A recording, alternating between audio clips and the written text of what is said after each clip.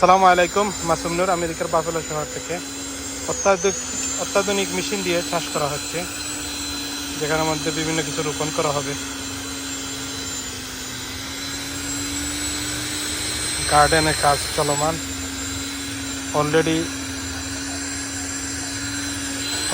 ধনিয়া পাতা এবং লাই শাক হয়ে গেছে।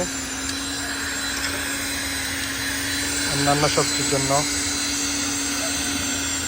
এখন চাষ করা হচ্ছে।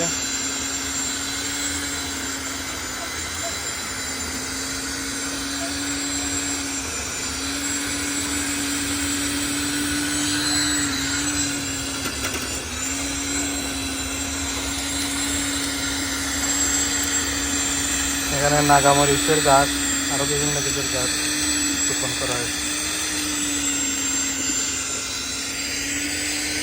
লেটুস পাতা, ধনিয়া পাতা,